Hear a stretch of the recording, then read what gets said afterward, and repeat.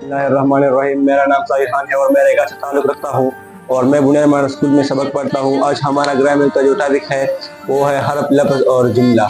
अच्छा, तो अब हम हर्फ का जो तारीफ है वो करेंगे। हर्फ हम इसे कहते हैं अलिफ बा ता सा या, हमको इसको हर्फ कहते हैं। लफ्ज़ लफ्ज़ लफ्ज़ किसे कहते हैं? लफ्ज़ इसे कहते हैं दो से ज़्यादा हरूफ की तहज्जुद को मिलाकर हम लफ्ज़ कहते हैं। हाँ, फिर जो है वो जुमला कैसे कहते हैं? अल्फाज का ऐसा चंद अल्फाज का ऐसा मजमूआ जिससे हमें पूरा माना और मतलब समझ में आ जाए, इसे हम जुमला कहते हैं। फिर जो है वो इस दोनों की जो है वो किस्में नहीं है, सिर्फ हमारे पास लफ्ज़ की दो किस्में हैं और वो है कलमा मुहम्मल। कलमा हम उसे कहते हैं जिसका पूरा माना और मतलब हो, और मुहम्मल हम इसे कहते हैं जिसका माना और मतलब ना हो, जैसे ऊँट, ये सब इसके अक़साम है। फिर जो है वो कलमा की अक़साम नहीं है और हमारे पास मुहम्मल की अक़साम नहीं है और हमारे पास कलमा की 3 अक़साम है। इसम, फेल, हर्फ। इसम हम इसे कहते हैं किसी शाख़, जगह या चीज़ के नाम को हम इसम कहते हैं।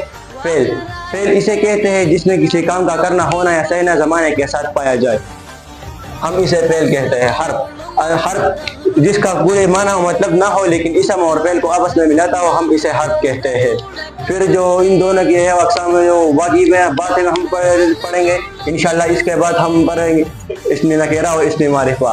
इसमें नकेरा हम इसे कहते हैं किसी खास शख्स, जगह या चीज़ के नाम को हम इसमें नकेरा कहते हैं, और इसमें मारिफा किसी आम शख्स, जगह या चीज़ के नाम को हम इसमें मारिफा कहते हैं।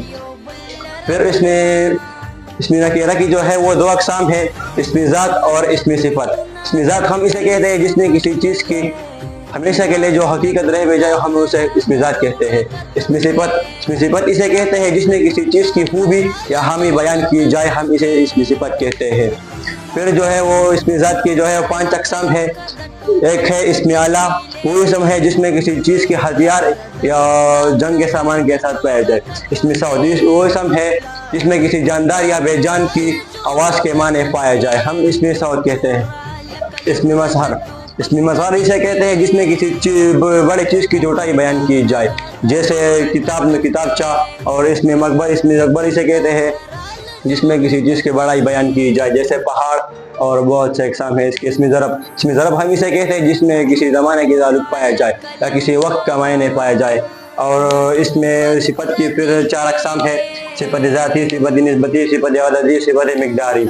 सिफत ज़ाती हम इसे कहते हैं जिसमें किसी चीज़ की हमेशा के लिए सिफत पाई जाए। सिफत निस्बती जिसमें किसी चीज़ की निस्बत पाया जाए, और सिफत अददी जिसमें किसी चीज़ की तादाद या शुमार पाया जाए।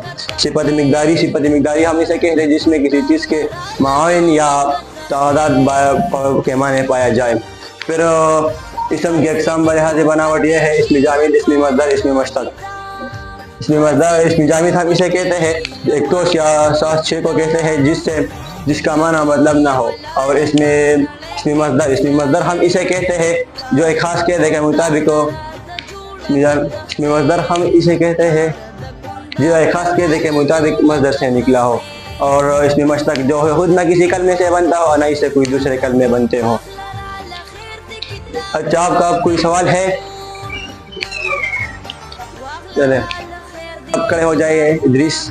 यस, मेरा सवाल ये है कि इसमें मज़हर इसमें मुकब्बर में क्या फ़र्क है और इनकी मिसालें दो। इसमें मज़हर हम इसे कहते हैं जिसमें किसी बड़े चीज़ की जुताई बयान किया जाए, जैसे इसमें हमारे पास ये एक किताब है और किताब की मिसाल है कि किताब की चोट को हम किताबचा कहते हैं। और मकबर जिसमें किसी बड़े चीज़ हो, इसे हम इसमें मकबर कहते हैं। यस। अब कोई दूसरा सवाल है? चले खड़े हो जाए हल्पान।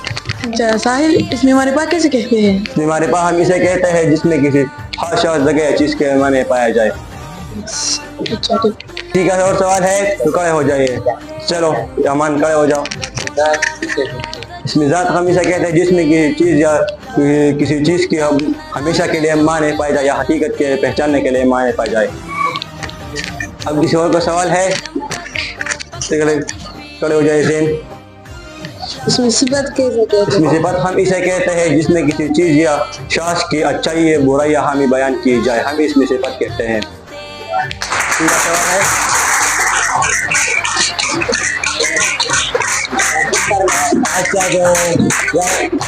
اچھا یہاں تک ہمارا جو تھا وہ ٹاپک تھا. انشاءاللہ اگلے کلاس میں ہم اس کے اور اقسام کے بارے میں جو ہے وہ آپ کو آگاہ کریں گے اور آپ سے کلاس لیں گے. والسلام.